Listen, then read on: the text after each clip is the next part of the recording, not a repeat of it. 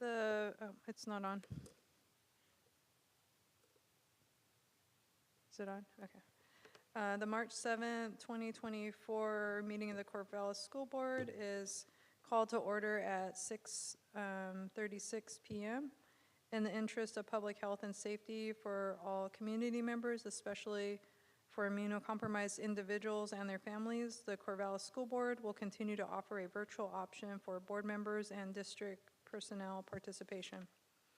Additionally, public comment is available at some meetings, both in person and virtually. Information about how to provide public comment is available on the Corvallis School District website.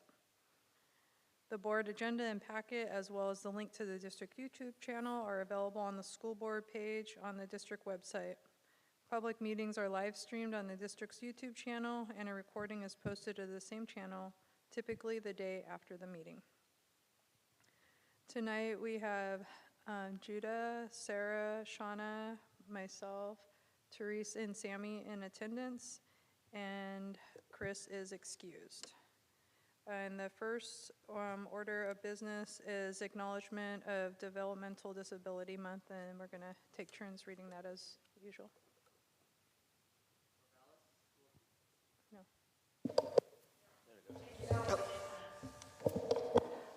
Yes. Corvallis School District 509J, Acknowledgement of Developmental Disability Awareness Month, Resolution Number 22-0205. Whereas the Corvallis School District recognizes and pays tribute to the significant contributions made in our community by people with disabilities, and whereas the Corvallis School District affirms that students, families, staff, and community members should be valued for all aspects of their identities, and whereas Developmental Disability Awareness Month grew out of grassroots efforts advocating for human rights of people with disabilities in the 19th century, and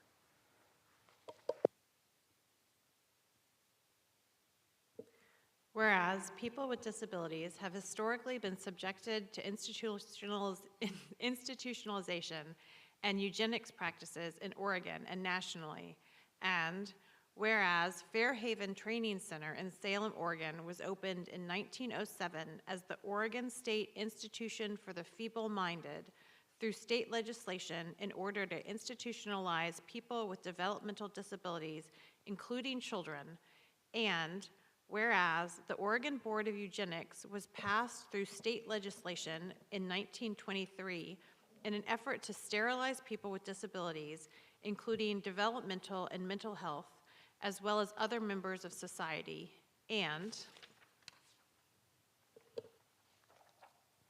whereas forced sterilization in Oregon occurred until 1981 and was not abolished by the Oregon State Senate until 1983. And whereas National Developmental Disabilities Awareness Month was first proclaimed nationally in 1987. And whereas people with disabilities of all kinds have contributed to the history and collective future of Corvallis and Benton County, Oregon. And whereas Developmental Disabilities Awareness Month provides an opportunity to continue the district's growth in learning about the many contributions of people with disabilities to the nation, world, and local community. And whereas education is a necessary component for creating a more equitable and anti-racist community, nation, and world. And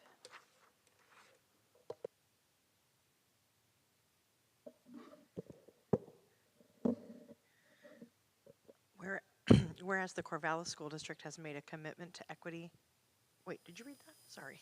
Racism, anti-racism, and whereas the Corvallis School District has a responsibility to honor and respect the diverse histories of our community, and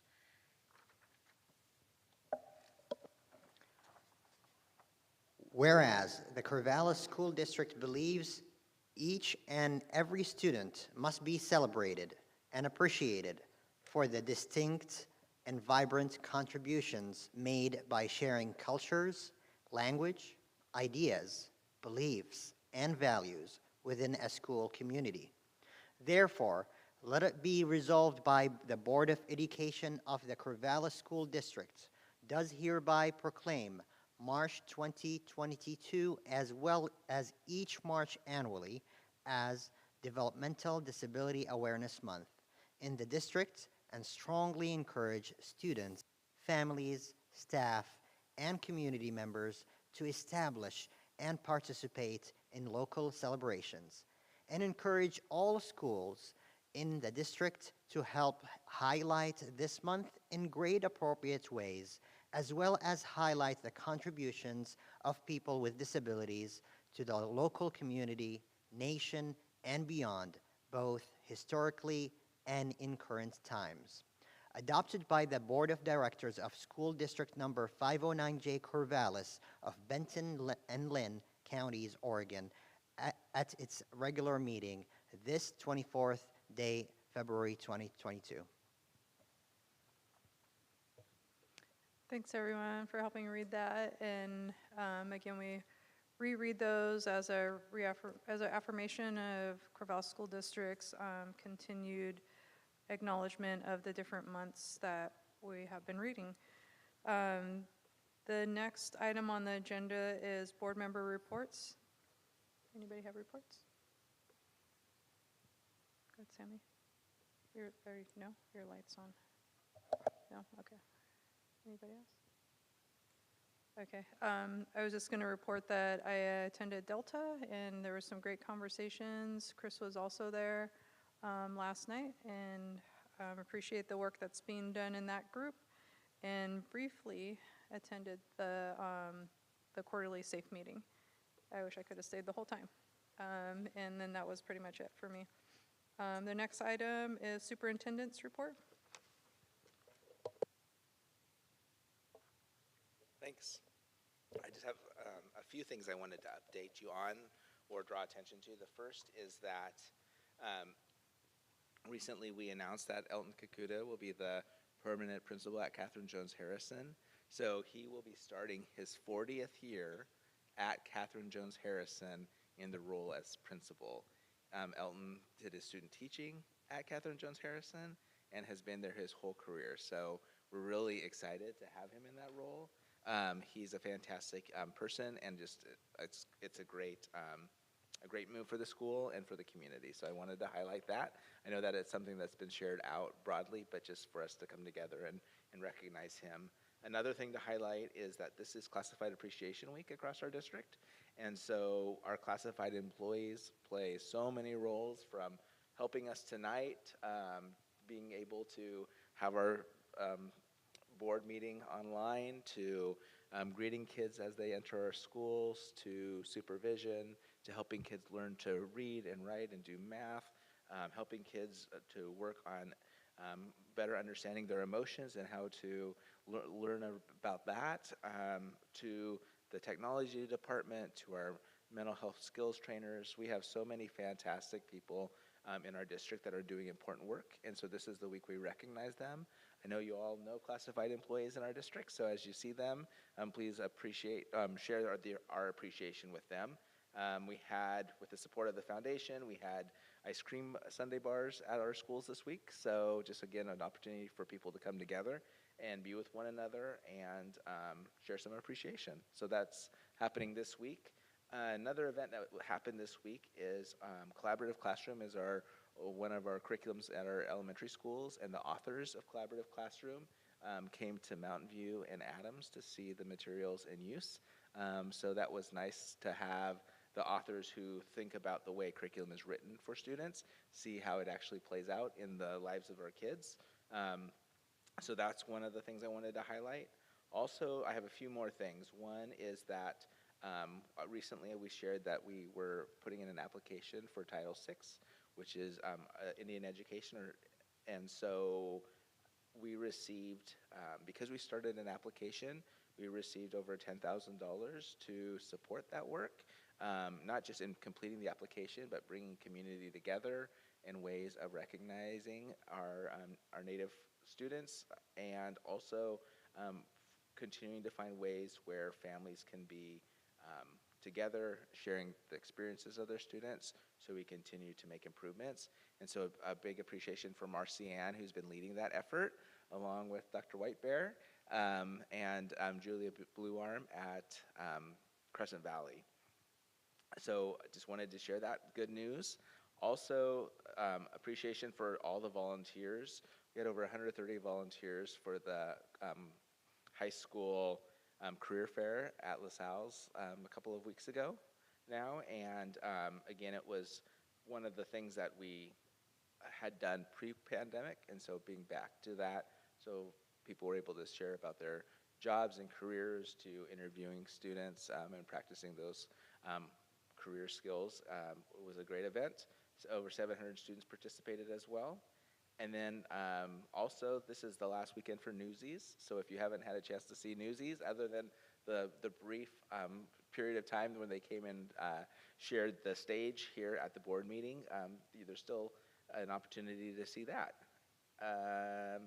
Next, at our next school board meeting, the Corvallis Public Schools Foundation will be here.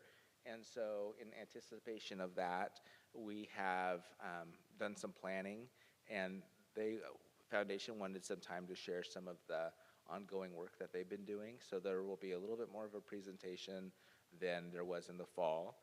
And then also an opportunity for you to work with foundation members or have discussion with foundation members about sort of the role that you have as school board members and how that plays out day to day, questions that are asked of you, ideas that are brought to you. The foundation finds themselves in similar situations quite a bit, and so it would be an opportunity to share some ideas and suggestions about how to engage community in this work, and also help people to know the right spot to go if they have ideas or suggestions, either on the side of philanthropy or on the side of policy or any other topics that come up. So it was a thing that they spent some time working on in their retreat last spring, and it felt like it would be worthwhile that we spend time together doing a similar thing. And then the last announcement I have is that we have been working over the last 3 years around cybersecurity, and one of the things that is going to be our next phase is multi-factor authentication. And so we're going to be implementing that over the next couple of weeks, because our goal was to have that in place prior to spring break. We know that that is a practice that is important to have in place, and also we know that cyber attacks are up when it comes to school districts. We had a close call the other day, and I wanted to also give a shout out to our technology team, because they have been working hard to put systems and processes into place and ways of communicating out. So again, thank you to them for helping us both to avoid an attack, and also to them as they roll out that multi-factor authentication. And so that will be the same for you as board members. So FYI, that's something that you'll see coming your way. So that was my list of updates and points I wanted to share with you, if there's any questions. Any questions for Ryan? What are you all using for the authentication? Do you know what tool? Daniel Duo? knows. Is it Duo. Duo? Okay. Nice. Yeah. Yeah, okay. Oh, did it? Okay, I haven't seen it yet. Okay, cool, thanks. Yeah, that takes a little while to get used to, just for does. people to know. We have that at OSU as well. And really Fun times. important, as we know, districts around us have had instructional time impacted by ransomware attacks, and so it's Yeah. definitely something that does take time, but we've got to move on it. Yeah, it's important, and once you get used to it, it's not that bad. Yeah, don't forget your phone or your little token thing. Okay, any other questions or comments for Ryan? Okay, well, next on the agenda is public comment. We will now open the public comment period. We value the lived experiences of students, family, staff, and community, and welcome public comment as a necessary and important part of the work of the district and board. I'm going to read the guidelines for you all now. The complete guidelines for public comment are available on the registration table at the back of the gym and on the board's website. I will share a few important points now. When it is your turn to speak, please come forward and have a seat and direct your comments to the board. I usually tell you last minute, but there's a button to turn on the mics, and when you have a green light, your mic is on. Speakers may offer objective criticism of district operations and programs, but the board will not hear complaints concerning individual district personnel. As a reminder, you will have 3 minutes to make your comments.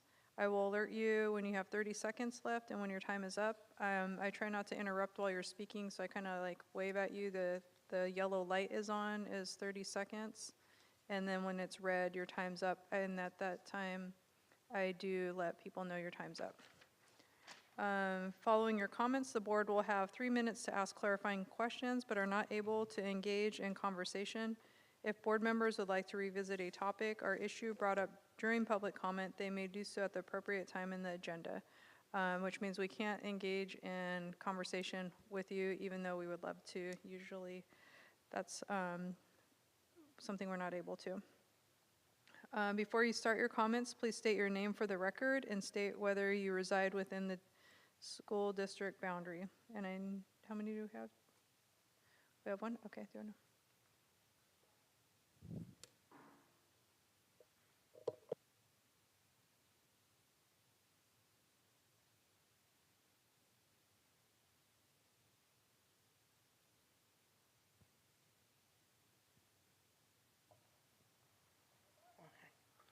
Hi, my name's Kelly Longway. I live right down the street from here, well within CSD's boundaries. And I have 3 children, the oldest of whom is my 2nd grade daughter who goes here to Lincoln. She is one of the 14% of students who attend Lincoln who are identified as having a disability. I just want to, I have some sort of critical remarks, but I want to just make sure I preface them with Letty's teachers from kindergarten to 2nd grade have been amazing. Her classroom teachers go above and beyond every day. Her special education team tries so hard to help her. And both former Principal Hale and current Principal Smith are just wonderful educators and administrators who have a real heart for their students. But even with all of that wonderful staff and all of the support that she's getting, my daughter's struggling. She's struggling so much. It is a fight to get her to come to school every day. She feels isolated, she feels sad, she's scared and overwhelmed. And some of this is directly related to reductions in staffing and other things that have happened with the budget that have made it so that children with extra needs are not getting some of the supports that they were getting or would like to get or that would be provided in a perfect world. And when I saw the recent email outlining these COVID budget cuts and the projected enrollment budget cuts, I just couldn't help but think about how bad that is going to be for my daughter and for students like her. We have the wonderful team that I've described here. She has overly involved parents. Principal Smith is in constant communication with us, and things are still so hard for her. And if it's this hard for her, I wonder how many other students who aren't able to access these services, who don't have parents who are able to participate, who have economic and linguistic and cultural and other concerns that make it difficult for them to advocate for their students. And I see if she's struggling so badly, I worry for these other students as well. So, I don't have a solution. Find more money, I guess is what I'm asking, which I know you would all do if, there was this magic wand solution. But I just wanted to share a little bit about what it's like for her to come to school every day and how hard it is for her to get here and how hard it is for our family to support her in getting here too. So thank you. Find more money if you can. And I just hope that you will keep a perspective out for our students who are experiencing disabilities and extra needs when you're looking at adjustments to the budget and to staffing. Thank you. Thank you. Is there any questions from the board? Judah? Yes. Are there particular supports that you could name that would make a difference for your child that aren't available right now? More educational assistance. In previous years, she had received more one-on-one and small group help for instruction, for social skills, for supervision, and that's no longer available at the levels that it was due to the reduction in educational assistance and other paraprofessionals. Thank you. Any other questions? Thank you so much Thank for you. coming tonight and providing comment. That's our only comment? Okay. Hearing no further comments, the public comment period is now closed. The next item on the agenda is bias reporting update, and Marcianne and Melissa are up for that one with a presentation.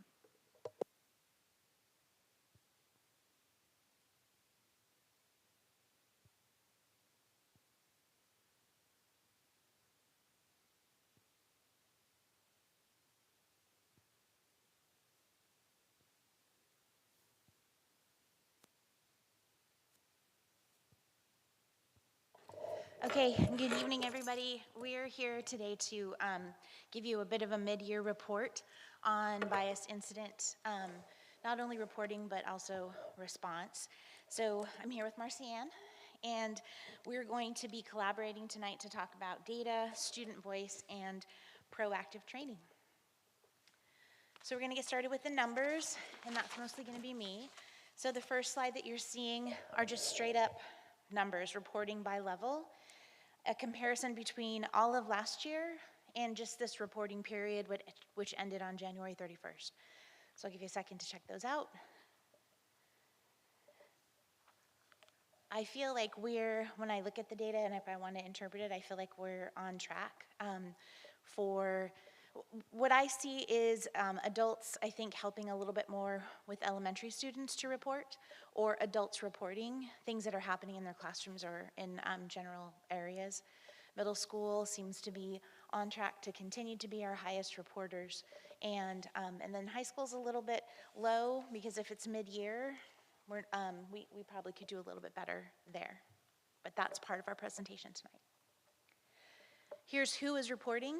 So staff is in purple, students are in teal, and other in red, remembering that our report is available to anybody in the community as well. All CSD staff are asked to report when a bias incident occurs. That's why I think we see so much staff reporting. They've all been retrained to report into the form so that we can have the most accurate data. When you look at it by grade level, you'll see again, middle school is definitely they're our highest reporters.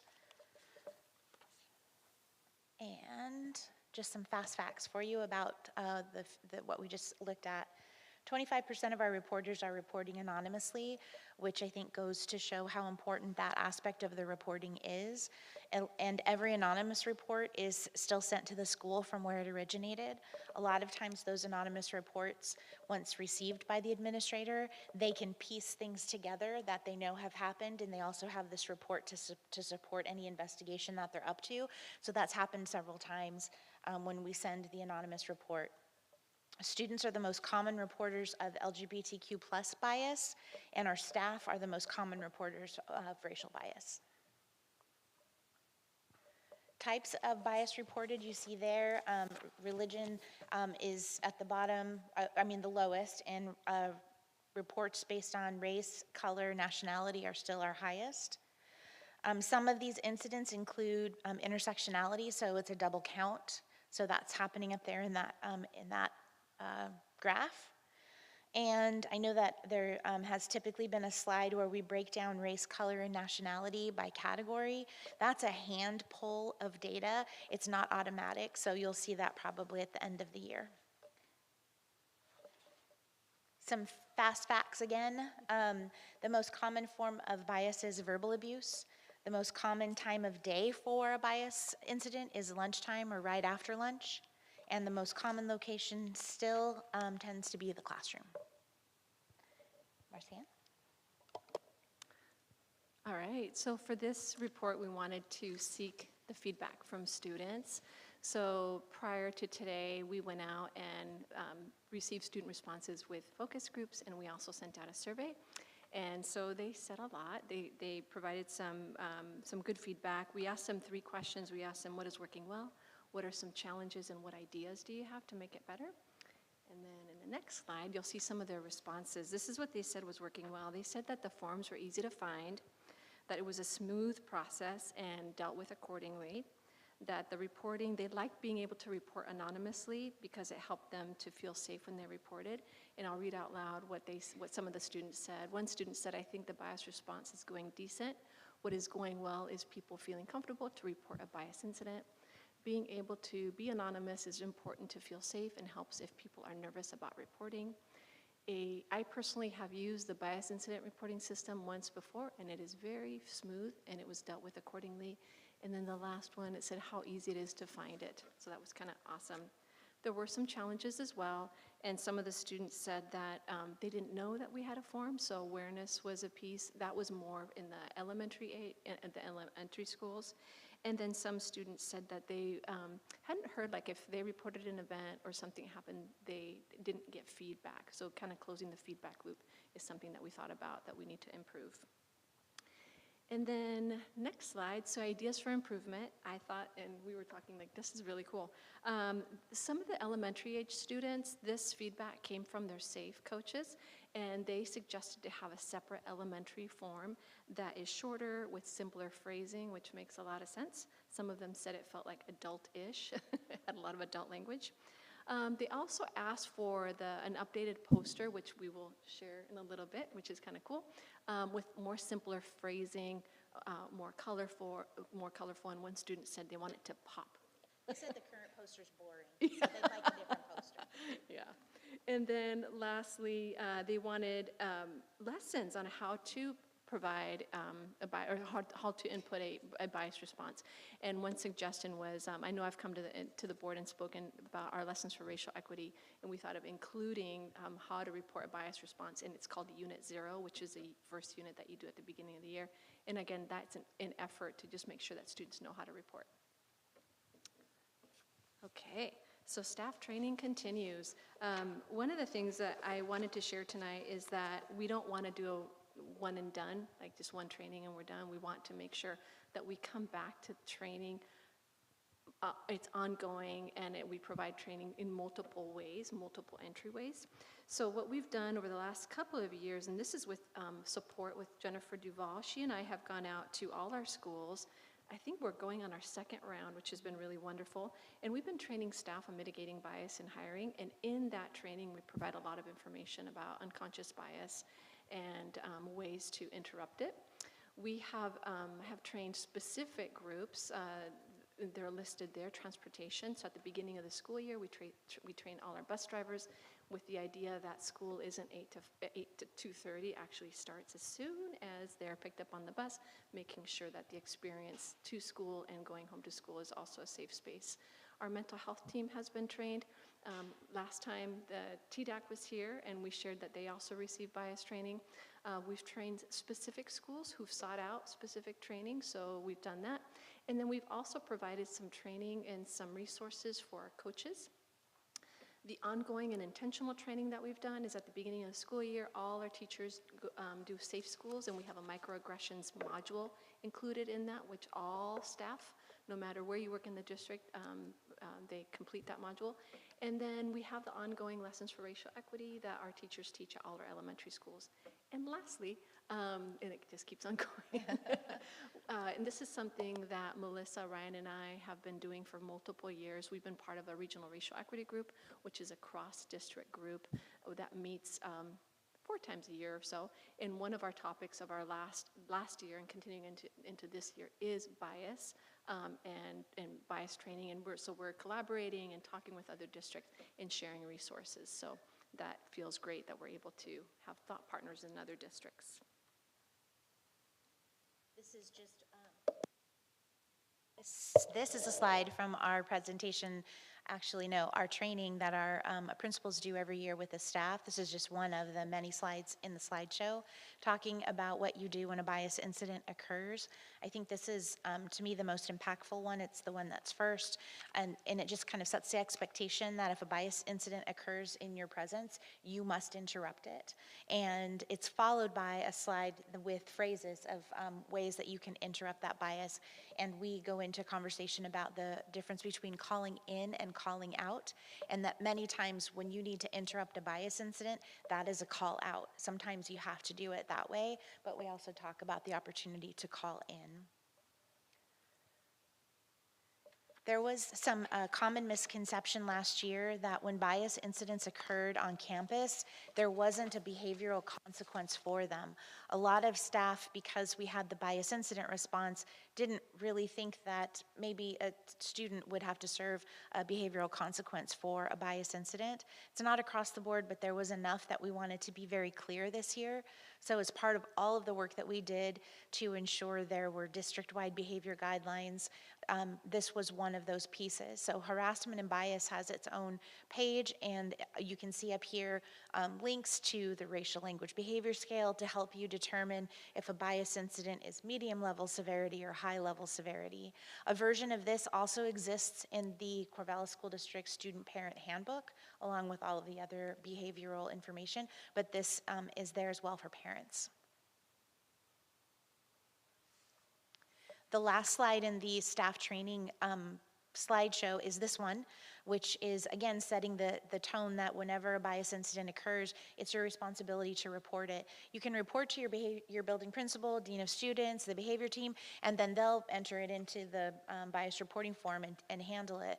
But you can also just put it into the website. It's also a guarantee that those reports will be investigated, so there's accountability on both ends. If I'm the person that witnesses it as an adult in this system, I need to report it to someone, and I know that someone's going to handle it because there's a check on the other end as well.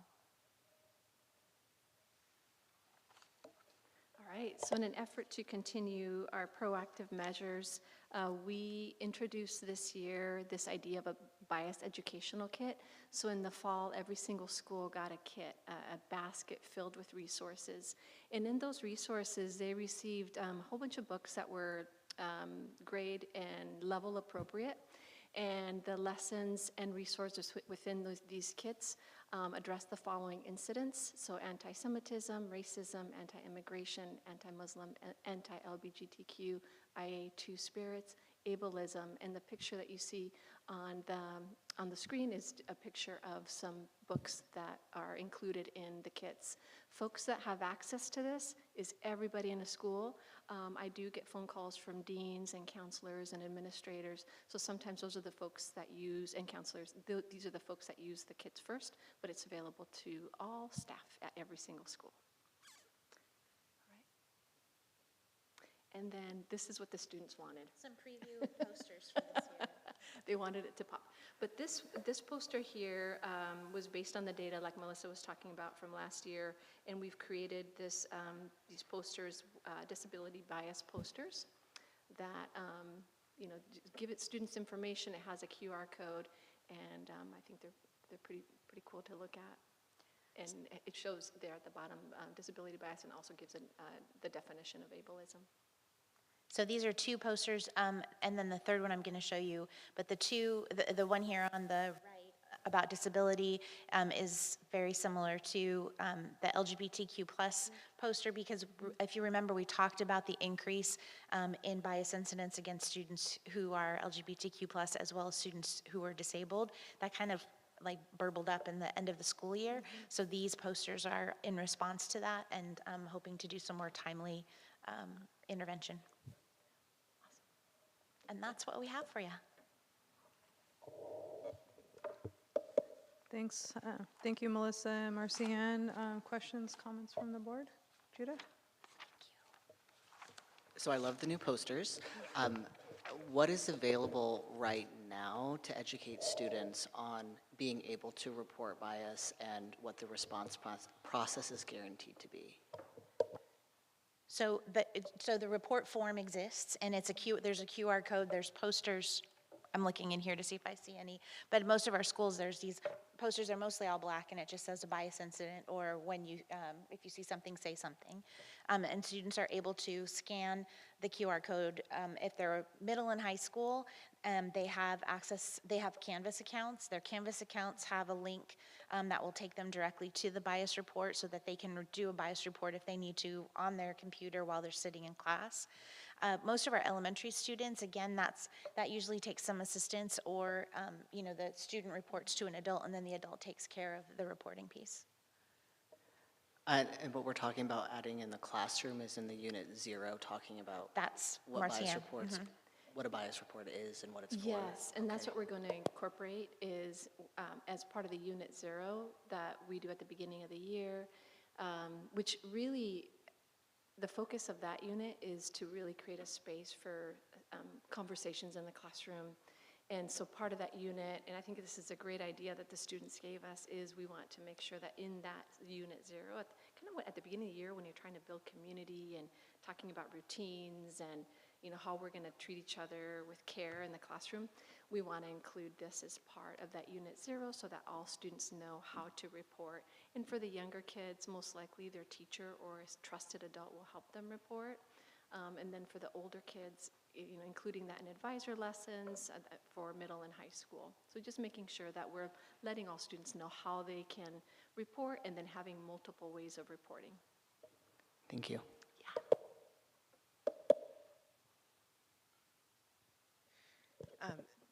Thank you for sharing this. I had a question. I was wondering if you could provide an example. You talked about interrupting and talking about calling out and calling in. And so I was wondering if you might provide an example of what each of those would look like. Yes. So this is an example that I'm looking at Jennifer. Yeah, you and Jennifer do it. So what we do, I'm so glad you asked that, Therese.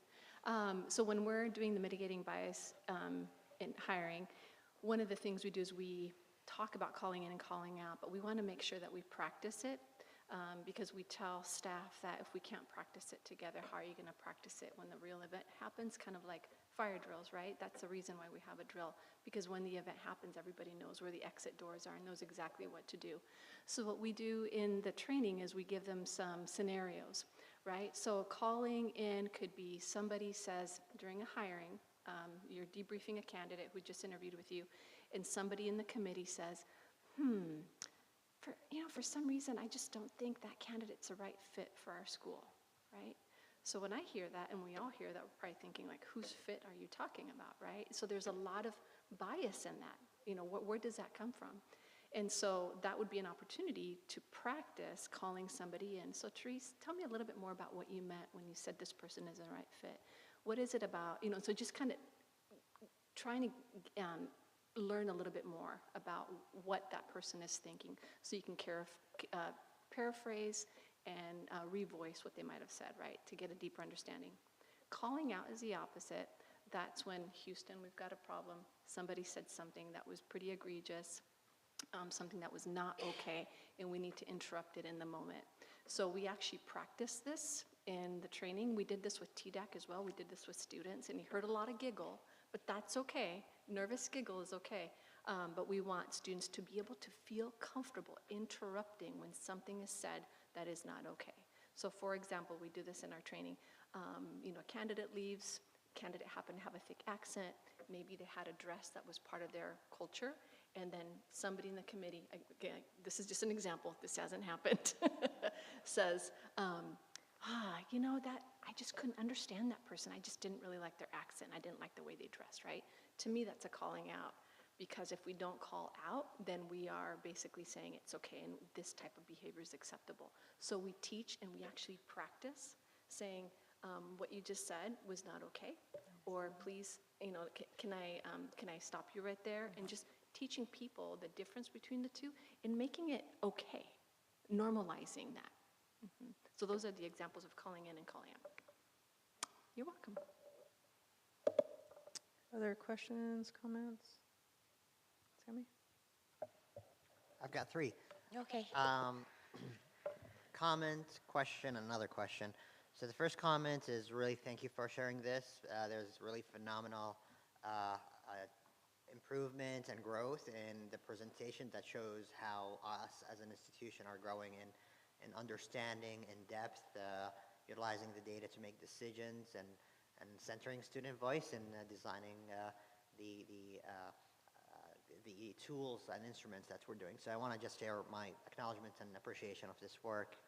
The second thing I want to share is probably a question or maybe an ask. If you have considered the slide that you mentioned about training, it's great. When we all are no longer here, policy is the guard for us to continue to do that. So the question is, or the request is, If you recall our conversation last time about cyberbullying, bullying menacing policies, JFCF and GBNA, whether we need to cross-reference or reference what you're doing in training, if you're past this baton 10 years from now, how can we sustain the professional development as a commitment of the district, as a commitment at the building level, and also as a commitment for individual staff members. And I believe both policies, JFCF and potentially GBNA, and maybe it's already there in ACB, that every student belongs. It So is making sure ACB, yeah. holistically we capture that. Yeah. Any comments, or just, you're good with that? I like that. Yeah, you know, I love policy, but yeah, exactly. And I think I feel like there's something in ACB that says the superintendent's required to ensure that there's training every year, and then you know what that training looks like is kind of what we're up to. So yeah, I like Yeah. that. Well, Awesome, awesome. And definitely we want to do a little bit less than a top-down and maybe bottom-up, or really driven by what you're seeing what's the is data? working. Awesome. So the third thing is really a heavy aspect to the whole thing. It's been about a year where I'm hearing a growth and anecdotal stories about anti-Muslim, xenophobic, anti-Semitic bias from students or families and community members, talking about what's going on in schools, and acknowledging the process run its course through the bias response. Definitely increasing with what's going on in the Middle East, but also locally in the community, how we're responding to it. And I want to be candid, I don't know what are the answers, but I'm personally hurt that I'm feeling that sometimes the adults in the community may instigate bias to grow, or may actually help bias to be reduced and addressed. And I want to lean in on no better than professionals like you who are working on this and addressing it on a local level and or on a school level. And I want to ask you this: we have as a board, as a political organization, or as a district, as an educational institution, addressed issues related to racial bias and other issues, and leaned in to say, here's what's right, here's what's wrong, and here's how we can prioritize the safety of our children. And I want to lean on a couple things. First of all, if there is any insights you have learned from anti-Muslim, xenophobic, or anti-Semitic, or anti-Jewish bias that we have been observing recently, what would you like to share with the board? And not necessarily immediately, but down the road, what can the board do? And what can the community do so our kids don't receive this treatment that they're reporting? Right. Well, I'm on more of the response end of that, and I know that we've had some incidents that were that occurred in some of our schools, and I know that the response from our building administrators were swift, and they were decisive, and I was briefed and asked opinions, and I signed off on what it was that we were up to. I feel like we're all in that same place, and I know that in some of those incidents, I think you mentioned it a little bit about adults in the community kind of growing that biases, I think is how you put it. I think a lot of our students, not a lot, well, some of our students say things, do things, don't really understand the impact. So there is that swift, like, this is not okay, calling out. This is a consequence for that behavior, and you have a responsibility to restore trust with your community, because do you understand the impact of what it is you said, did, published?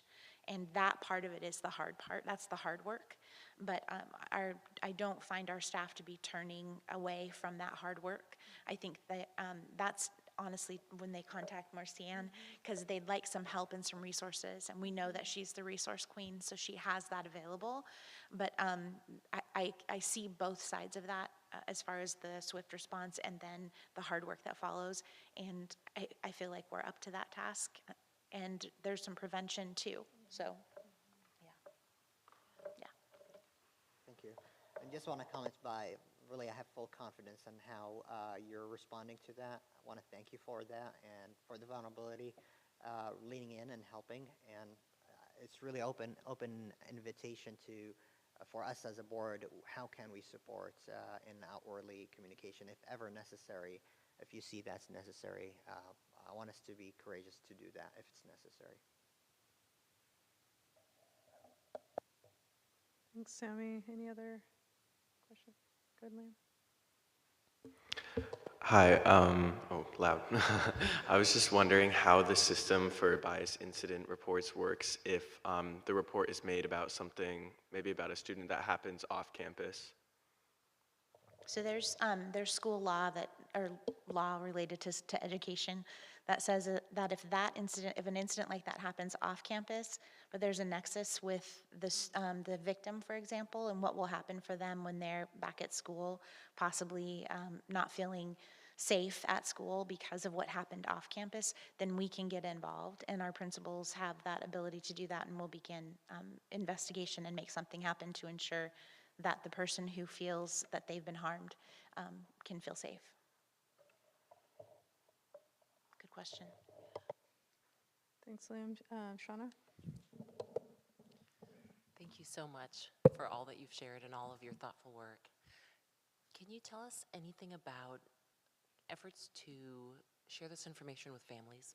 I know that there have been email blasts out around just knowledge of the system itself, but also thinking about the prevention side, thinking about, you mentioned that the district-wide behavior guidelines are in the student parent handbook, knowing that some parents may read that, some parents may not. Are there other efforts to get that information out or also contribute to prevention and ways that families can better support their students in these conversations? I'll start. I think this is important information for families, but I honestly could use some help with how do we not be the next letter that comes to your email inbox, and how do we make it an important part of what it is that you're reading and supporting when it comes to the school district. So I wonder where the best place for that is. There's times Marcianne and I will talk about this at Delta meetings, and that's a population, it's important, and it's also important for everybody. So how else can we get to a place where we can have a conversation about it? Because a lot of times information like this isn't really best served just cold, here it is. This conversation like we're having right now is an important part of the whole presentation. So I don't have that answer, but I would love to find some really good ways to do that. Anyone else? Okay. I do. Why, did you have something to? I just wanted to share something after you're done. Okay. So I have two questions. One is around accountability. If staff are not actually reporting, like what happens, if that's the expectation. So here, if students are like, well, we say stuff, but we don't know what happens, we never hear back kind of stuff. Yeah. So what happens in that case is the first question. Do you want to do that, and then I'll come to the second one? So that is an expectation, and so that would be a professional responsibility, and that would be something that we would talk about in those conversations that we have each year when we talk about job performance. So that's where we would start, and then beyond that, I'm feeling Jennifer Duval looking at me from behind because it is a staffing question that we haven't yet faced, but that's the expectation. We just talk about it as the expectation. So, yeah. Yeah, thank you. I'm just thinking of things that I hear from people. Yeah. And that's one of them is like, well, is there accountability? And then the other question is about training and even some of the resources. I am going to say that I was a little bit sad that I didn't see anything about anti-Blackness and anti-indigeneity in anything you all presented tonight. And those were the top two reported things last year. And I know all of us were really surprised, including myself, for anti-indigeneity, given the small percentage, and that was one of the top reports. I know there's great work happening to support students happening with the Title VI grant, but as far as training on what that looks like, and specifically anti-Blackness, because I hear a lot from young people that like saying inappropriate things about the Black community are still happening heavily, especially at the high school level, which is the one that has the least amount of reports. So that's a little bit of I feel like maybe it's not getting reported like it could be. Right. And so because I didn't see that in there, I was wondering, one, why, if those were the top two, and like if there's plans to address those. You can do racial equity kind of work, but if you don't specifically talk about anti-Blackness and anti-indigeneity, it's not the same thing. And so I'm kind of wondering where those are in there. Thank you so much, Lou. I think your point's really well taken, and I think that's really good feedback for us to make sure that we call it out.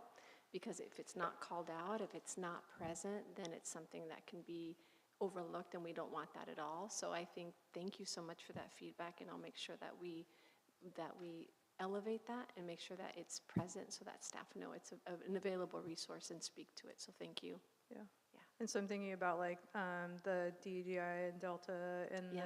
the Indian Ed parent groups as maybe potential like Yeah. partners Yeah. for feedback from those communities to think about like where it fits into things. But yeah, or even for resources if you all may not have them.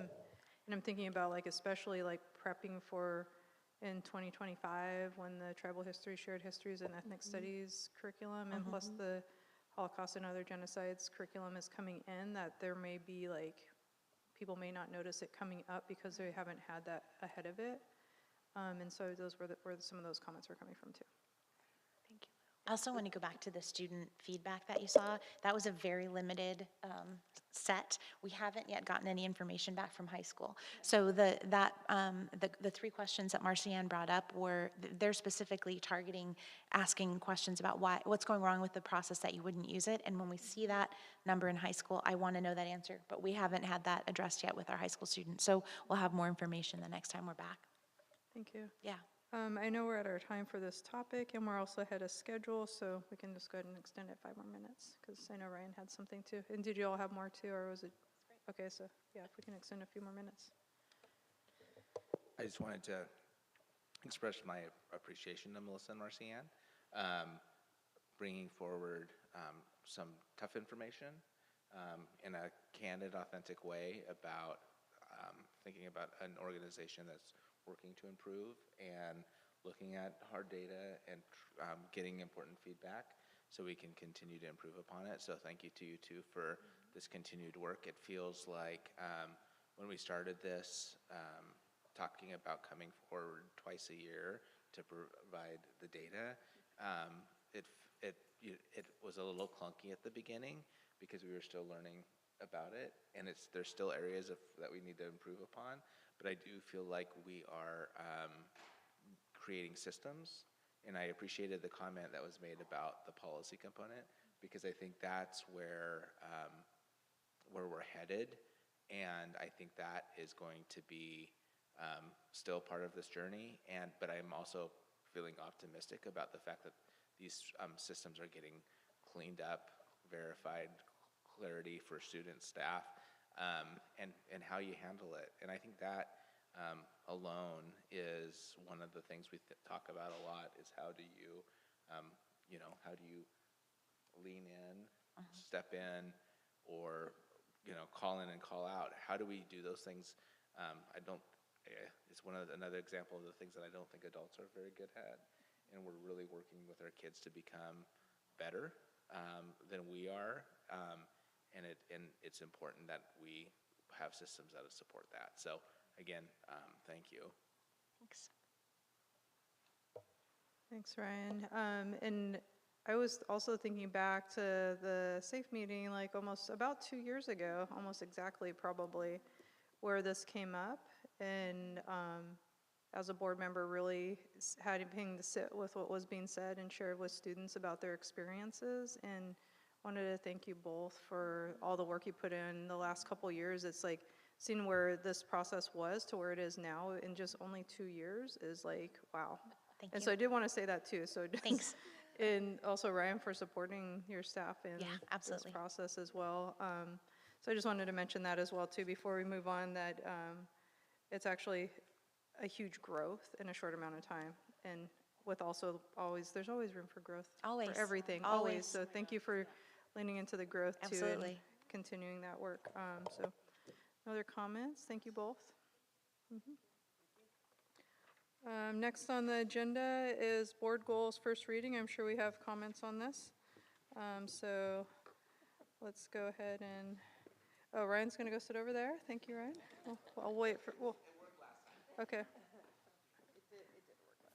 Mike, it's usually cold in here too. I'm really warm tonight. It's nice. It's nice that it's warm in here. I'm not going to complain about that. Yeah. Yeah. We do thank Kim that it is warm in here, and whoever else is controlling temperatures back here or over somewhere. Yeah. Okay.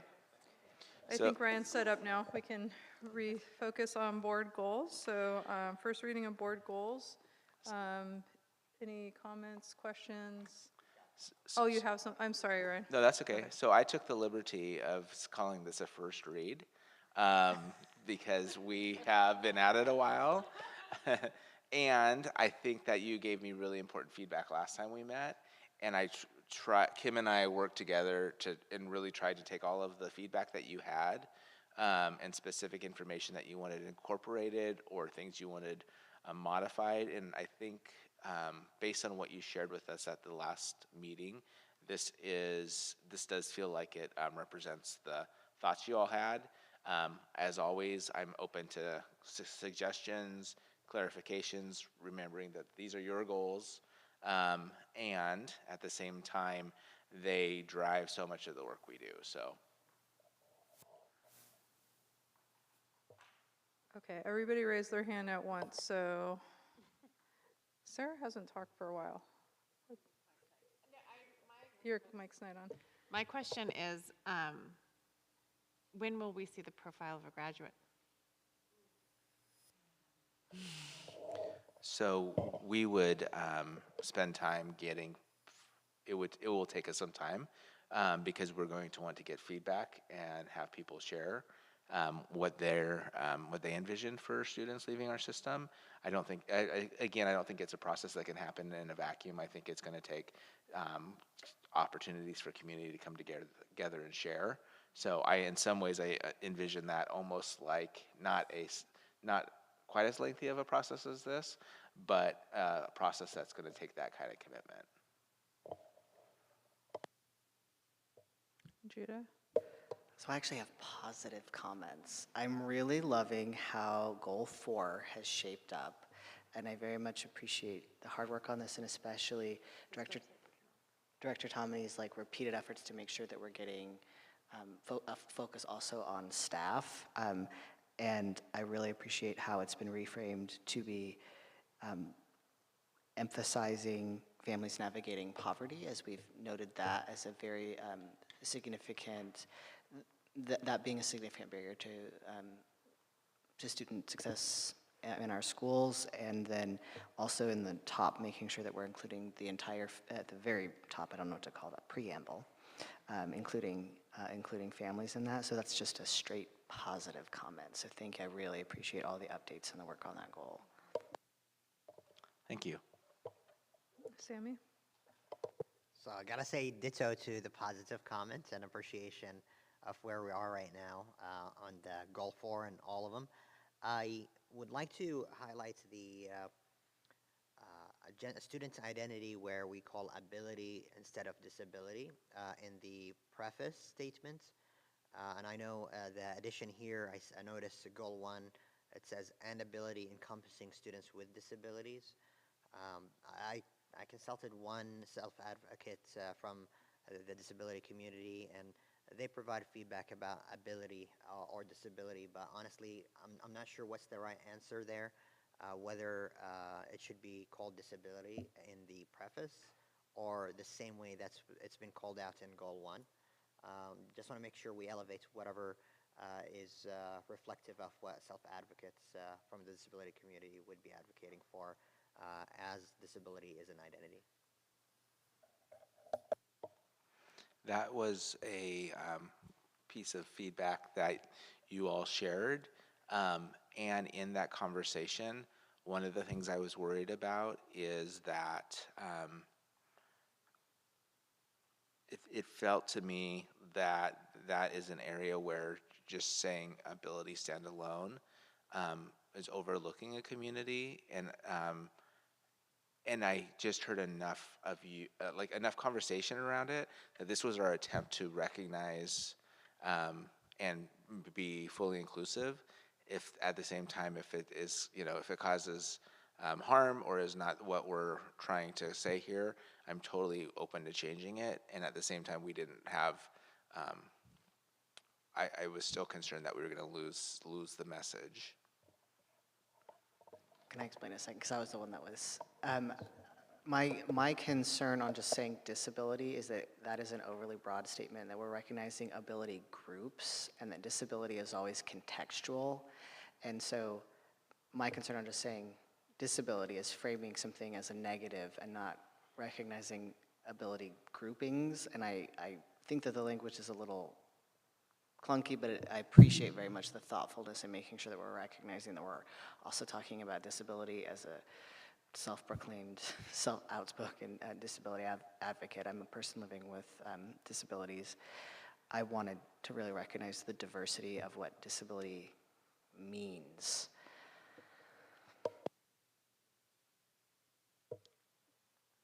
Other comments, questions? Can I ask a follow-up to that? Sure, yeah. I have more for that one too, but I'm saving it, but go ahead. Oh, then I'll hold it. Okay, go ahead, Trace. I just want to say generally, I think I really appreciate the changes. This is like nitpicky, but that's the level I'm down to because most of the other things I felt like really got addressed. In goal 2 for equitable systems, we have the strategies, and I don't know why, it just feels like it still just reads weird to have the second one now reads, while working in community, we will enhance. It's just the syntax of the sentence is just very different from every other strategy. And I realize that you're trying to offer something that is not just enhance students, and I appreciate that. And if there's a way to word it that would feel like it just reads more consistently with the others. It just stands out in a way that feels kind of odd. Which, Sammy, no, what'd you say? Say that. Parallel construction. Parallel construction is where the list have to be consistent. If you start with a verb, you always have verb pronouns. Yeah. so I'm wondering, based on that, if you would prefer starting with enhance and then ending with while working in community.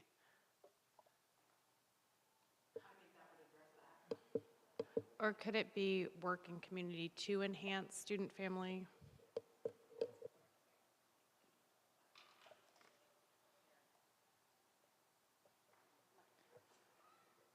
Sarah, did the glasses drop? Sometimes when we wordsmith it is helpful. So then I'm going to make the modification for second read to say working in community to enhance. Work.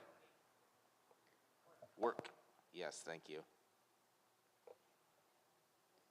Other comments, questions? Do you have any, Shauna? Great.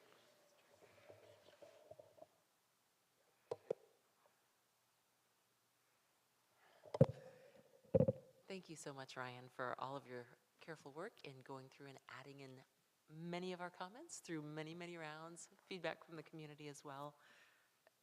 The work that you've put in really shows, so thank you for that. I'm wondering if we want to add in country of origin in the parentheses at the top, just as one small but important edit.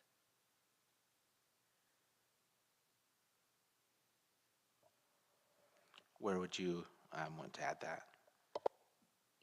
Within the parentheses of race, culture, socioeconomic and family status, country of origin, language, somewhere in there. And then I had one other comment under equitable systems, goal 2. And I don't know that I have a comment necessarily to change this, but just to name this. When I read the third strategy, develop and implement an equity plan to support students and staff, that to me feels like a very weighted strategy, something that could be massive, something that might not be. And so I'm just curious what you think or others on the board think in terms of, I guess, the parameters around that. Because that feels like in and of itself, the developing and implementing an equity plan, that is could be all-encompassing of this goal. It could be, I don't know if I'm expressing myself very well in that, but it feels like something that could be pretty significant in its effort. Yeah, it feels to me like it's sort of a similar lift as developing a profile of a graduate.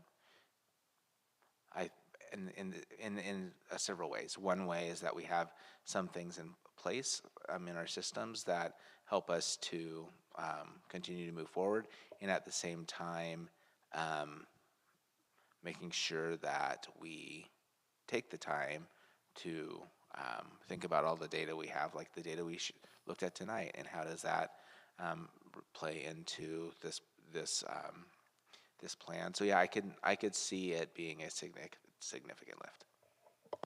And I don't necessarily mean that that's a bad thing, that it should be a significant lift if it's done well and something that's ongoing continually. And so I know that some of that will come out in what comes under strategies activities. So in that next level, but it was just something that really strikes me as something that is such a significant piece of that goal and needs to be handled well with care. One other thing just to highlight is that these are 24 to 29, and so some of these things will take some time as we continue to make improvement. Okay, did you have more? Just a tiny one. Oh, go ahead. Okay, one tiny one under goal 3, strategy number 1. I'm wondering if the word art education should be arts education, just to be more inclusive of multiple forms of art and the arts. Got it. Okay, so I didn't really have a ton of comments. Oh, one of them was, I do appreciate, it looks like strategy 5 under goal 1 is a little bit more specific about tracking academic indicators. That's worded a little bit differently now, so hopefully that is more explicit that things are being tracked for everyone. And then under goal 2, there was an ask from community, I believe, for strategy 4 to include disabilities in there as well for the equity work. So goal 2, strategy 4, because it has racially, culturally, linguistically, and gender diverse staff. And am I remembering that right, y'all? Yeah, I think I recall that, and thank you for bringing that up. So like recognizing, hiring for diversity of ability. Yeah, under that as well. I remember that being some feedback that seemed like it was important. It feels important to add in there. And then I did want to comment too about, I understand like the more positive for thinking about ability, and also somebody that lives with different levels of disability myself, I understand the positive part, and also want to make sure that we don't decenter that people have disabilities, and think about how that lands with ADA language too. And so thinking about like, I know that the goals are different necessarily than like ADA compliance and law stuff, which Duda, I know you know all kinds of, yes, just a little bit. And so I just want to make sure like we're being consistent with language too, and so, yeah. I've wrestled with that. I think the more what I'm really trying to encompass is that disability and ability are diverse. Yeah. And something that I'm trying to pull away from is the idea that we have disability as an idea as a monolith. Yes, exactly, because nobody can see mine, for example. Yeah, but Yeah. it's sometimes similar. So just for me, I am very much feeling like pulling against just saying the word disability, but using some type of language to incorporate the absolute diversity of ability or disabilities in the context of the school system. And I don't know exactly how to say it, but that's something is important for me to capture. Yeah. So that could be something, Ryan, I like that we're using the terminology for a second read on both that top part and the equitable systems. and goal 1 as well has it in there, right? Is thinking about how that's worded, where it's centering students that do strongly align with identity, using the terminology disabilities, and also recognizing what you're saying, Judah, about like the diversity of abilities and disabilities. So somehow, I don't know what the answer is for the wording, but I think it's important that we think through all of those things. And yeah. So if you can, I don't know who you can work with, but maybe some, if there's some local disability activist groups and SEAC and stuff, maybe. Yeah, I'll do that. Yeah, thanks. Wow, look at, we have time left on this topic. This is, I have more questions. oh no. Actually, this may take 15 minutes, may take a couple of minutes. So, I'll preface with 30 seconds, and I'll leave it to the board to discuss. I think this is one of the critical questions I want us to be okay with. And I'll go to a different organization so we can come back to this. Say you have a public university with 3 goals: research, academics, or teaching and extension, right? An important question an organization or institution should ask: if you lose, you have an earthquake, you have a budget crisis, and you lose 1/3 of your people, 1/3 of your money, which goal would you start with first? Are you research, extension, teaching, or the other way around? What is the sequence? And I want us just to recognize and maybe have this conscious discussion. The 4 goals that we have here, they're not mutually exclusive, and they're not in a certain sequence that imply any budgetary prioritization necessarily, or do they? And if they do, is this the sequence that we want to have? I think that's really important for us as a board to think of, for budget preparation, all the way to the building level and the educational classroom level to be aware of. So I just want to elevate that question and have us have consensus around it for the next few years.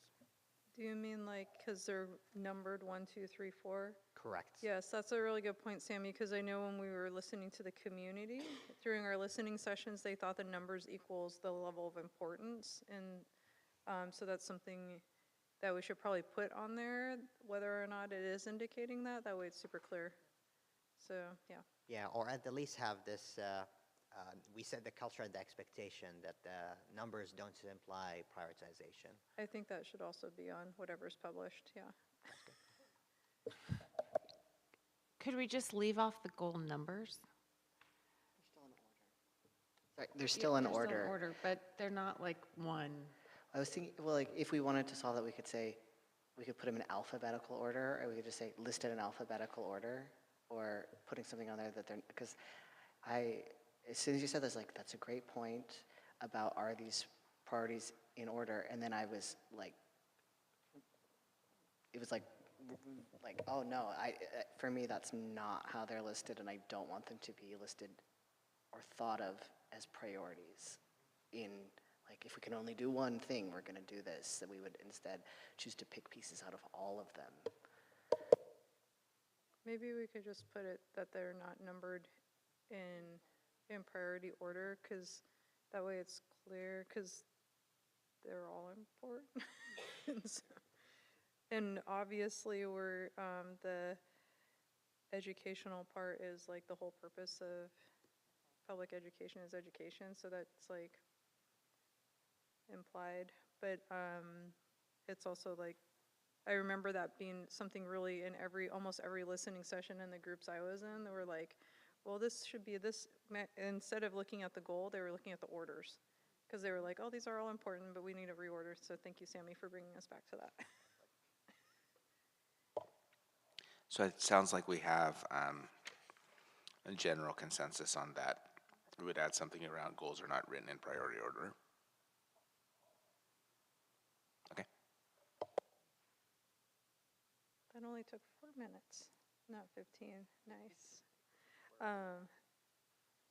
Okay, I think we're good. Thanks, Ryan. And I hope the community listening is seeing their feedback that they offered and all the groups that have contributed along the way, and we'll talk more about that at second read, but if you have further feedback, please let us know, community. Yeah, we've had several hundred folks provide feedback and input in this, so yeah. Yeah, there's a lot of involvement. It's pretty exciting. Nice. Okay, we'll let you come back over. Oh wait, we're on. Do you all need a break? Do we need a 5? It's in. Okay, before we go into, because we do have more policy discussion, I'm sure, ahead of us, and also the evaluation, Brian's evaluation. So we're gonna, can we take a break, like 5? Oh wait, did you have something? I don't know. We already, was it about the goals, or was it about stuff on the?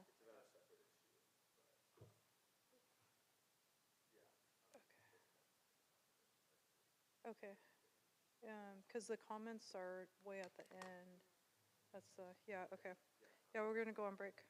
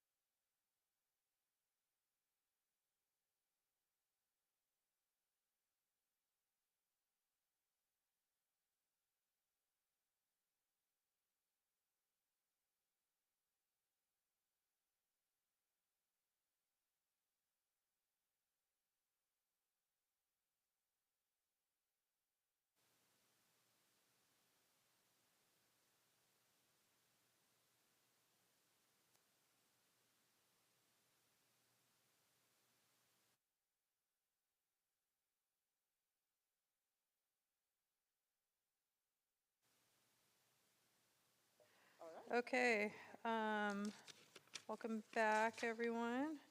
The next item on the agenda is Superintendent's 23-24 evaluation. So I'm going to read that now. So this is the evaluation of Superintendent Ryan Noss, 23-24. Sorry, my allergies, I'm like sniffly.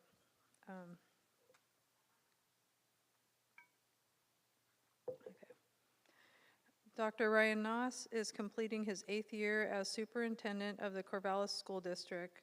This past year has shown growth, highlighted areas of struggle, and made good on the bond promises to the community. Ryan and his team have continued to show they are committed to helping students move towards graduation and prepare for life after K-12 through the lasting effects of the COVID-19 pandemic and increasing state budget reductions. Even still, persistent barriers remain, offering a lens to seek ways to continue to look for what may be impacting student learning. This evaluation has been compiled in a way that synthesizes key items shared by board members. The areas evaluated are the 2022-23 priorities, Goal 1, which is student achievement, Goal 2, which is equitable systems, Goal 3, which is real-world learning, Goal 4, which is health and wellness, and Goal 5, which is long-range facilities planning. Executive summary. There were areas of growth identified by board members, which were also highlighted by Dr. Noss in his report. Board members pointed out ways in which they see the district moving towards addressing those needs. Most understand the lasting impacts of the COVID-19 pandemic on student learning, mental health, and behavior will take many years to overcome. Currently, the students in kindergarten this year are the first cohort of students that have not had direct COVID-19 policies and processes in place that impact school attendance and learning. Even still, students and staff continue to miss days due to COVID-19. Ryan has spent much of his efforts in ensuring the Corvallis School District has funding to keep the summer enrichment program operational through strategic partnering with the Corvallis Public Schools Foundation. The board recognizes this and also sees the ways in which students continue to struggle in this area through the data available to us. While we are still measuring above state averages, attention to students with disabilities, students of color, students navigating poverty, and English language learners need additional support to intervene the lower learning rates in these areas. Given the continued budgetary declines at the state level, Ryan's creative and strategic thinking will be relied upon to help the district move forward in the best way it can. Socio-political tensions locally and nationally, as well as the national economic and housing crisis, impact students in our district. Efforts around equity, including SAFE, DEI, Delta, Pride, TDAC, and SEAC, offer support centering the needs of students whose data continues to show lower rates related to learning outcomes mentioned above. Additionally, Dr. Noss's thoughtful partnership with the Corvallis Public School Foundation has allowed for stronger support of students navigating poverty. Students have access to more mental health resources directly in schools, which fills a gap in the community. Every school has been positively impacted by the bond project, which is near completion, fully reaching the promises made to the community that it would make. This has allowed for expanded opportunities through CTE, arts, and science, as well as better supports of students with learning disabilities and increased access to restrooms for trans and non-binary students. It is clear to the board that Ryan is invested in student success on multiple levels. While it was noted he does care about staff, questions about how this type of systematic support offered to students can be replicated for staff arose, as well as a desire to know how staff are doing and what their needs are. Dr. Ryan Noss is described as thoughtful, strategic, student-centered, and a collaborative leader. It is noted that he involves staff as thought partners in decision-making and advocates in the community for issues that impact students, families, and staff. Ryan models what it means to challenge oneself and continue to grow.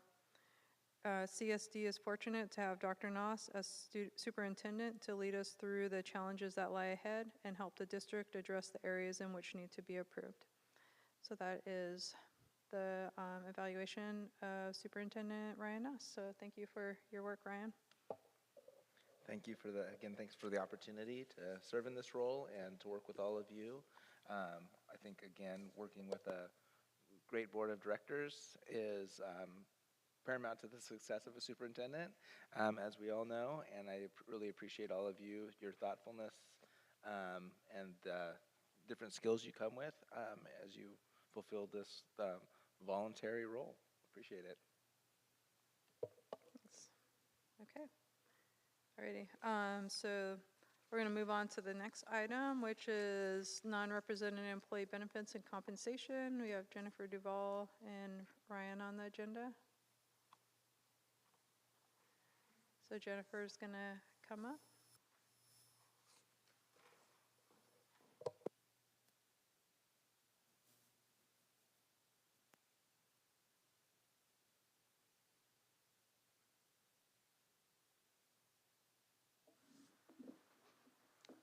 So I don't have anything additional to add other than answer any questions that come up based on the agreement that we've provided.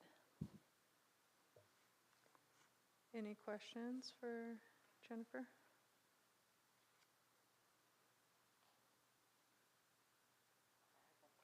Okay, go ahead, Therese. One question on the updated mileage.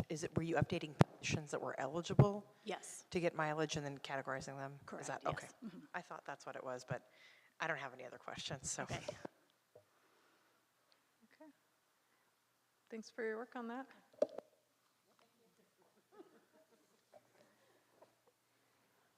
Alrighty. The next item on the agenda is You want a motion for? Not in the script. The whole thing is scrapped. Sorry. I don't have a script. It's fine. Does anyone wish to make a motion? Chair, I would like to make a motion. Sammy? I move to approve the non-represented employee salary and benefits agreement for the 2024-25 school year. Is there a second? Second. Okay, it has been moved by Sammy and seconded by Therese. Is there any further discussion? Okay, I have to pull it up to reread it, so just 1 second, everybody. Thanks for your patience. Oh, thank you, Sammy. Okay. It has been moved by Sammy and seconded by Therese to approve the changes to the non-represented employee salary and benefits agreement effective July 1, 2024. Judah? Aye. Sarah? Aye. Shauna? Aye. Therese? Aye. Sammy? Aye. And I vote aye. Motion passes. Okay, now we can move on to consolidated action. Thank you, Sammy, for pointing that out. My pleasure. No problem. As a reminder, the items under this portion of the agenda are for action. Does anyone have a question about anything in consolidated action?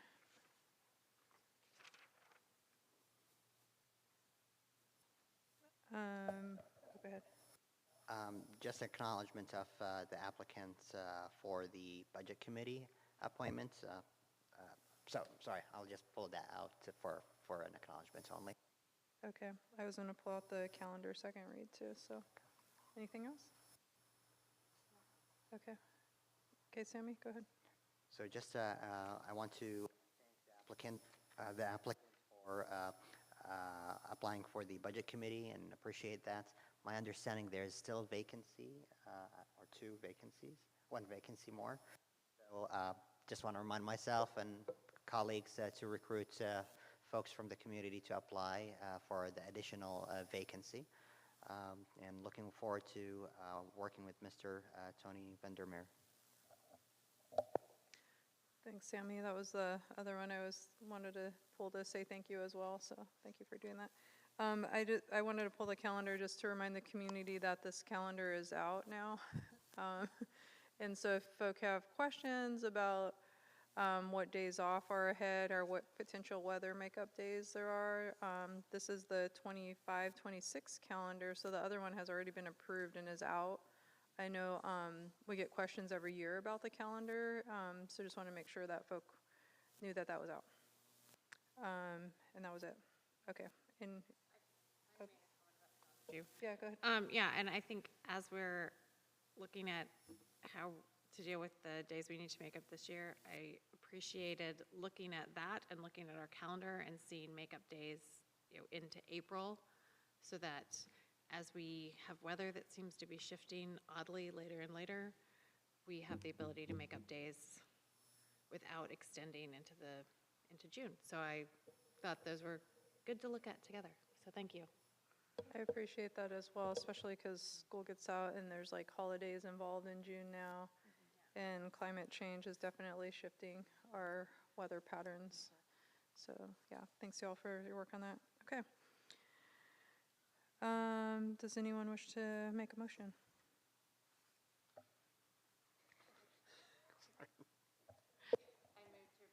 I move to approve the items in consolidated action. Second.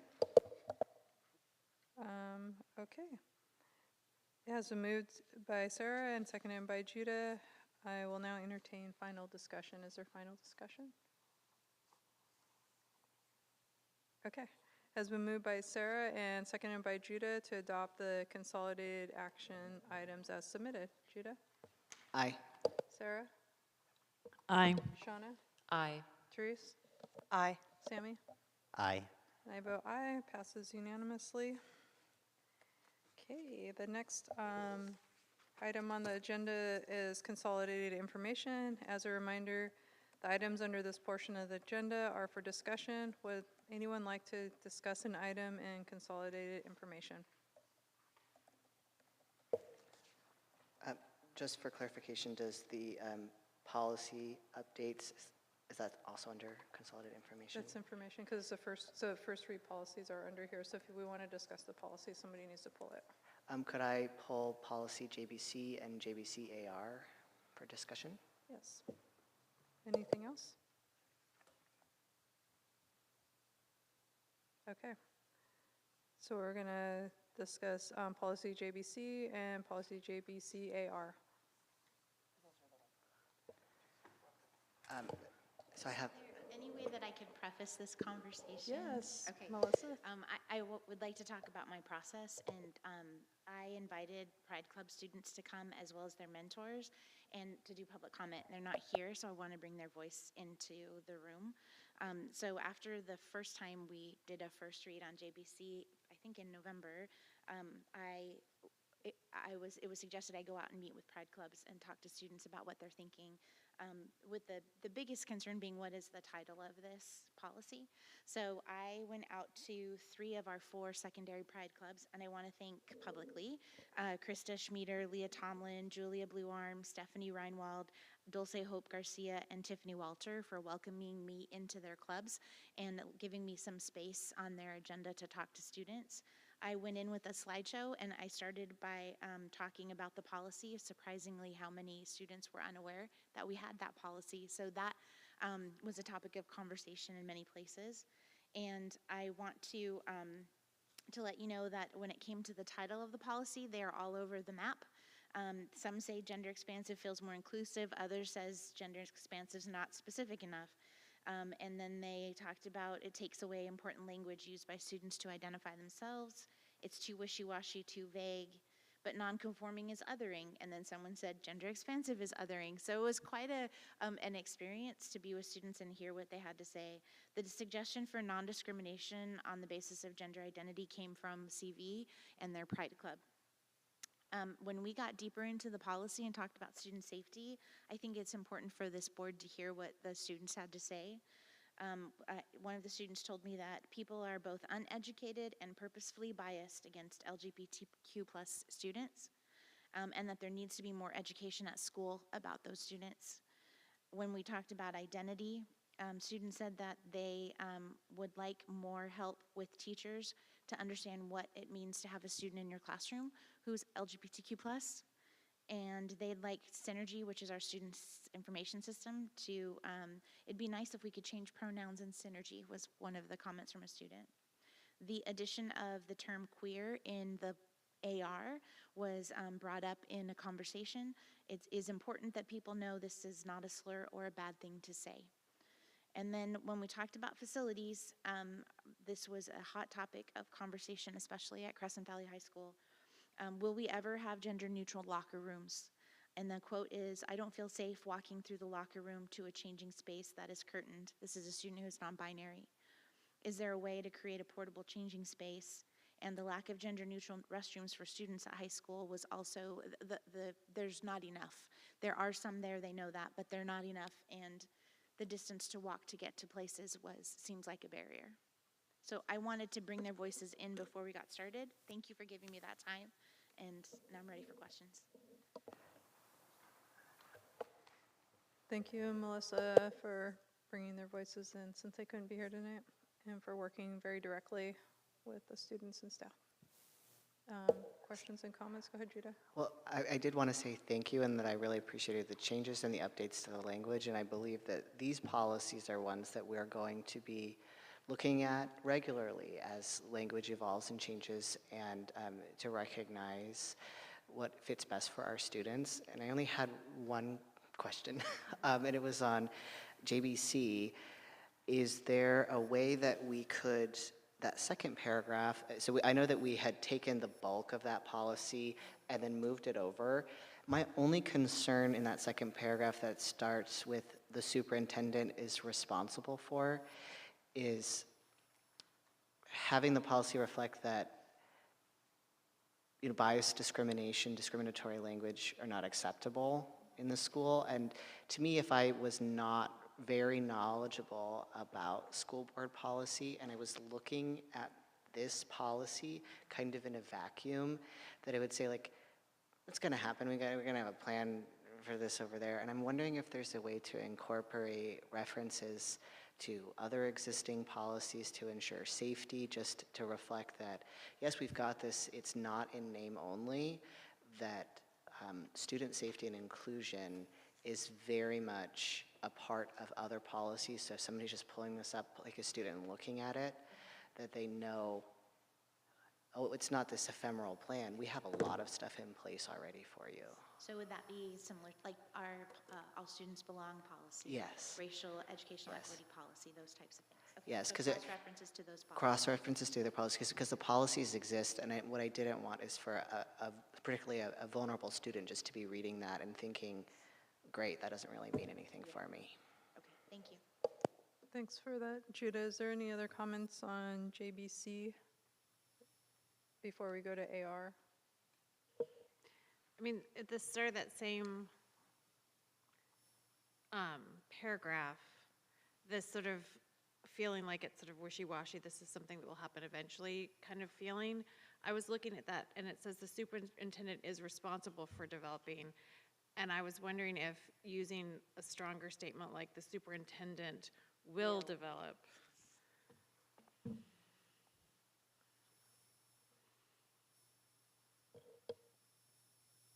Any others on JBC? Go ahead.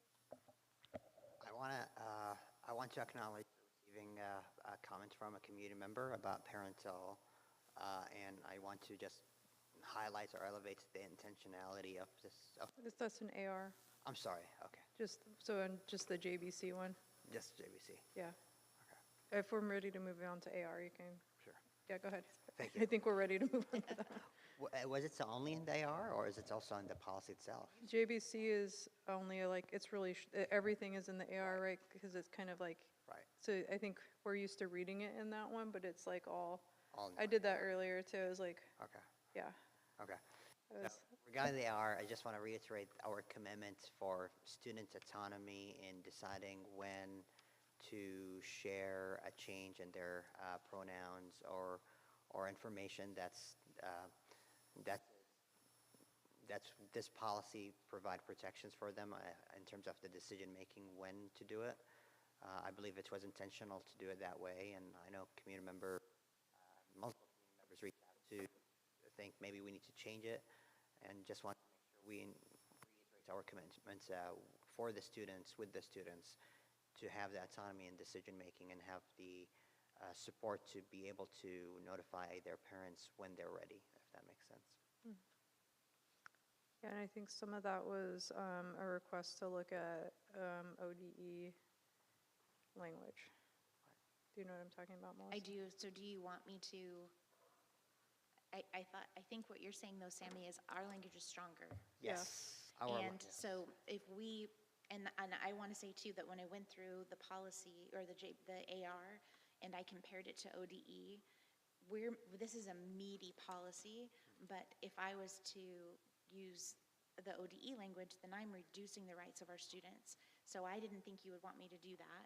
But okay, so everyone's shaking their heads. So if you would like me to use that different language, let me know. But this is stronger language, and it gives our students more rights. Correct, Yeah. correct. I think we're just asking for that to be explained, that way people understand Perfect. why it doesn't match ODEs. Right, yeah. Thank you. Yeah, and I would say, and I'm completely not the OSBA hat, the Corvallis hat, I would say our language is stronger than ODEs, is stronger than the sample policies and recommendations of OSBAs. And I feel very proud that we are at that level of protection for our kids. Absolutely. For the kids, and I want to maintain that. And I believe that's the will of the board. Yeah. The templates and stuff from OSBA, those are about 2.5, 3 pages long for the whole thing. And we're looking at 8 pages of protections in our AR and the commitment in our policy. When for those of us who were on the board when we first adopted this, Yes. I mean, that was the intention. We wanted a strong policy that protected our students. And so I really appreciate that I appreciate that you've done the work to look at the other language, but I also very much appreciate that you've stuck with the intention that we had when we first developed this policy. And also that it's stayed a student-centered policy, and that's reflected in the conversations you had with the students about this policy language in particular. Okay. Any other comments on the AR? Just about AR, from when it was first developed, I was working in Corvallis, and I had an individual present the policy, and I had assisted in drafting some of the language for a proposal, and I thought that it was never going to pass because it was so student-centered and so protective and so outside of what was the cultural norms for respecting youth and children and their autonomy and their identity and them as people. And I really strongly believe that this policy says to our students, you belong, you matter, you're safe in our schools. And I feel like we need to acknowledge Judy Ball, who was the driver for getting us to do this policy, and it was really important to her that she actually was gone before this was passed, but she was really instrumental in putting it together and really sending us in this direction. So I'm still very grateful for her work on this. Other comments on this one? I did have one on definitions. Okay. On the definition of two-spirit. Yes. I know that this is coming, I can't remember, it's coming from a Straight health. out of the ODE guidance. Out of the ODE guidance, which this is something I might recommend actually to the American Indian Alaska Native Committee. Okay. As well, is that it's actually reinforcing a stereotype about the two-spirit community, that two-spirit only means somebody that identifies as having male and female, I think is how it's worded in here. Essence, yeah. Essence or spirit, and that's not encompassing of the whole two-spirit community. Okay. And so it's, and there's a misconception that that's all it means to be two-spirit, when it's very contextual. Okay. And so I think that that's something, I don't know if they want to help with, or if that's something just for our policy, at least for now, that we can work. I'm happy to work with you on that. Because we can change that definition. Yeah. Some of these definitions that were asked for, I think we asked for neopronouns, and that is not in the ODE guidance, so I went out to different places to look for that definition. So we can change our definition if we'd like to. Yeah, I would appreciate seeing that. Do you want to send me something and then I can Sure. put it in for second read? Yeah, Okay. and maybe we can also work with some of the folk in the community. Yeah. Okay. So that was my only thing on that one. I do have a question though, that I don't know, this isn't really the policy, but I'm just wondering, like, I'll save it for board comments, just kidding, okay. I didn't pull KJA, I forgot to pull that one. I just wanted to say, thank you for helping clarify about the yard signs. Oh, Because I know there's questions about that. There are, And yeah. now it's very clear. That's Kelly was trying to create some clarity. Yeah. Thank you, Kelly. Yeah. Anything else on the AR? I just have one little thing, and it goes to the students keep asking for the gender-neutral bathrooms and the gender-neutral changing rooms and showers. And in the last paragraph under the section on gender-neutral bathrooms, and we say that in new construction, we shall include consideration of additions of those. And I feel like that language, that's another place where our language needs to be stronger. Okay.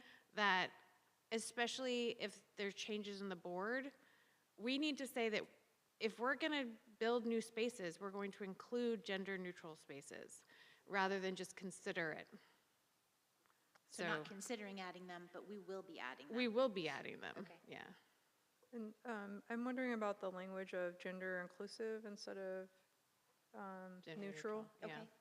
Because that erases gendered identity in some ways, Yeah, if that makes sense. yeah, that's good. That's just another thing. Thanks for saying that so I can remember that part. There's a lot to keep, it's a lot to keep track of with that one, but thanks, yeah.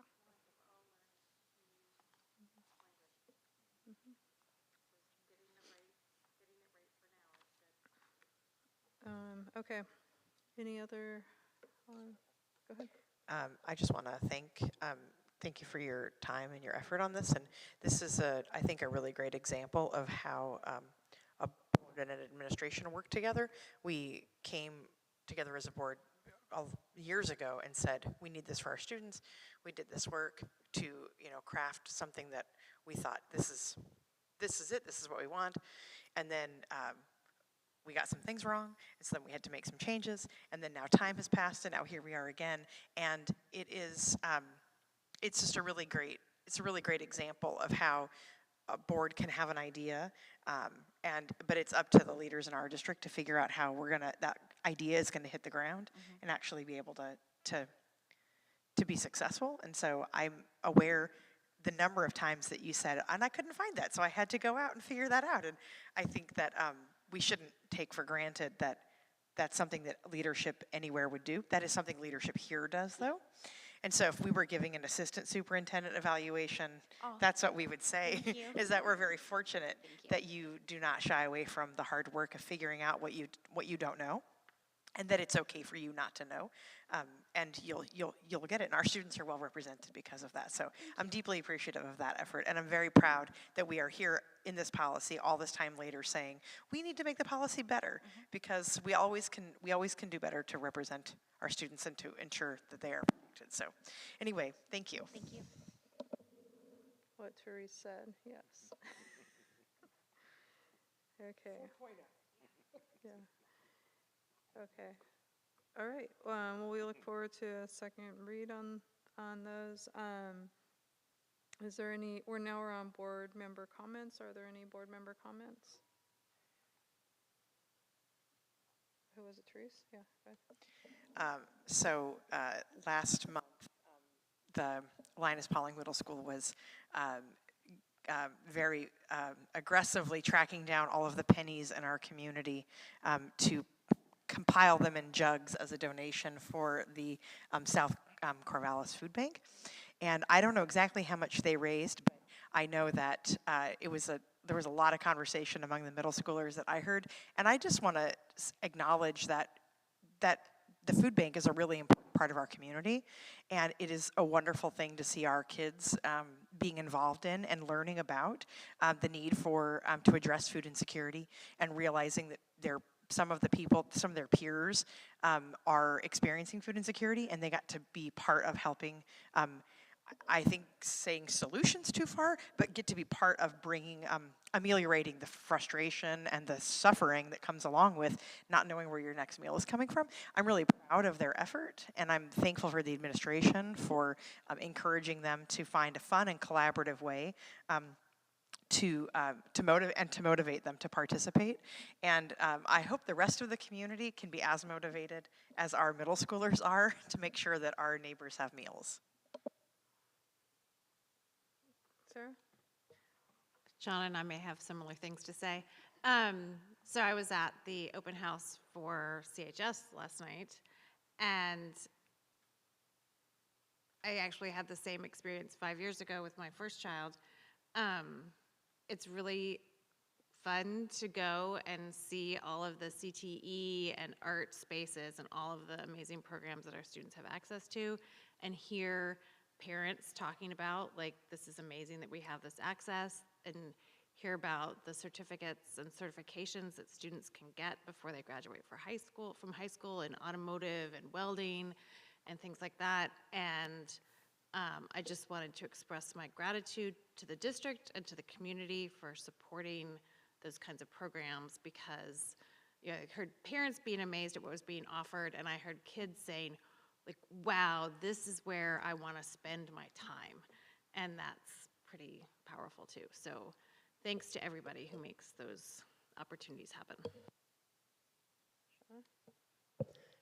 And on the other side of town, we were at CV for the open house at Crescent Valley High School, and just want to extend my gratitude to staff and students who were there volunteering, creating such a thoughtful event to guide families around, incoming students around, to show off the incredible range of classes, and as you said too, Sarah, being this close to that work and knowing deeply what's happening, and then seeing there's so much more than we hear on a regular basis happening there, and just the joy of students and older students being able to share with incoming freshmen what they love about their school, what gets them excited, being able to get hands-on, even in the short time span of an open house, was really just wonderful, and such a warm, welcoming way to bring incoming freshmen into the school. So thank you to all who were involved in that. Any other board member comments? Go ahead, Sammy. I'll go for a quick one. On March 15th, Celebrate Corvallis is going to be happening, and I want to encourage us all to go there to celebrate champions in the community. The Chamber of Commerce holds this event every year. Traditionally, they celebrate high school students. It will be a great opportunity. I'll be handing the crown for the junior first citizen, and junior is very a liberal term from 18 to 41, so still qualify, and look forward to really meet people. I just want to say one of the things that we do is choose a pin to put on the crown and make it a little bit heavier, and I chose a pin that reflects some of the values that we stood for here on the school board, and look forward to do that on the 15th. I hope to see you there. Thanks, Sammy. I did have one question just based on our I guess comment based on our conversation on the policies for first read is, I'm wondering what it would take to address the restroom needs at the high schools, because that seems to come up, and I know it's like we're past all the bond, we have a long time. I don't know if there's ever any grants available to help with restroom renovations, but that's just something to consider. I know it's like that does cost quite a bit because of all the exhaust systeming that happens and stuff like that, but I'm just thinking about like if there's other resources somewhere. I have no idea, but especially when we're in a budget squeeze right now from the state, but that doesn't mean there's not additional funding somewhere, so maybe that's something. That's something I can talk with Kim about, and we can bring forward at a later date, which is sort of an update of what's happening and how we're working to still work to address those needs. That'd be great, thanks. And then my other comment was going all the way back to your report from the beginning to thank Marcianne for, speaking of money, for getting an extra, it's like, in the grand scheme of the CSD budget, it's not like a huge amount, but it's a huge amount to a new emerging program to secure an extra $10,000. So thank you for your work in getting that application in as well. So yeah, and thank you, Ryan, for supporting Marcianne and doing that work. Yeah. Okay, that was it, and I hope everybody had, I did have one thing. I'm really grateful that folk were able to go to the event this evening. I forget the whole name of it. What was it? What's the whole, the fentanyl awareness event, yeah. I'm thankful that that's such a, it's a really sad reality facing young people, and I'm really glad that it was available for community to go to. So yes, fentanyl awareness is important, and that's it. Okay, and we are adjourned at 8:39 p.m.